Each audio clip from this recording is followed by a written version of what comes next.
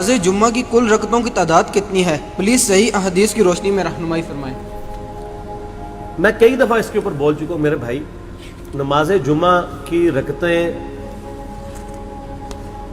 جو احادیث میں وارد ہوئی ہیں، ایک تو وہ حدیث ہے بخاری اور مسلم کی کہ نبی صلی اللہ علیہ وآلہ وسلم جمعے کا خطبہ دے رہے تھے، ایک شخص خطبے کے دوران آیا، بیٹھ گیا، آپ علیہ السلام نے فرمایا کیا تم نے مسجد میں داخل ہوتے وقت 2 رکعتیں پڑھی تھی مسجد کی؟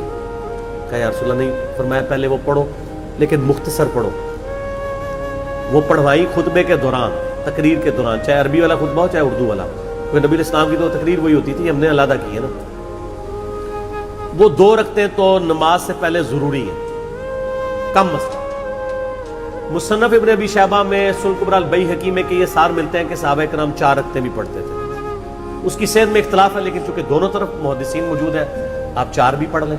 اور بخاری اور مسلم میں ایک وہ حدیث ہے دونوں میں کہ آپ علیہ السلام نے فرمایا کہ جو شخص سب سے پہلے جمعے کی نماز کے لیے آتا ہے اسے اونٹ نہر کرنے کا ثواب ملتا ہے، جو اس کے بعد دوسری گھڑی میں آتا ہے اسے گائے ذبح کرنے کا ثواب، جو اس کے بعد آتا ہے اسے بھیڑ بکری، جو اس کے بعد آتا ہے اسے جو ہے وہ مرغی ذبح کرنے کا ثواب، اور جو اس کے بعد آتا ہے اسے انڈا صدقہ کرنے کا ثواب، اور جو اس کے بعد آتا ہے فرشتے رجسٹر بند کر دیتے ہیں جب خطیب ممبر پہ چڑھ جاتا ہے اور وہ بھی اس کی تقریر سنتے ہیں۔ پھر عام جمعے کا ثواب، اس میں آگے الفاظ ہے کہ جو جتنا جلدی آتا ہے اس کے بعد جو اللہ توفیق دے تم نماز پڑھو۔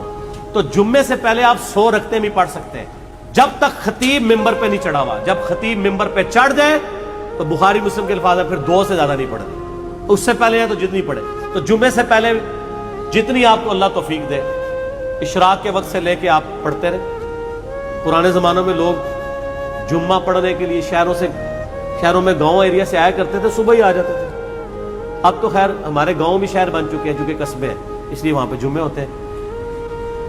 اور جمعے کے بعد صحیح مسلم میں حدیث ہے کہ جو جمعے کے بعد نماز پڑھے اسے چاہیے 4 رکعتیں پڑھے، چاہے 2 کر کے پڑھ لے چاہے ایک سلام سے، چاروں کٹھی، دونوں طرح ثابت ہے۔ جو جمعے کی بعد والی رکھتے ہیں وہ 4 رکھتے ہیں، 2 کر کے بھی پڑھ سکتے ہیں، اکٹھی بھی پڑھ سکتے ہیں۔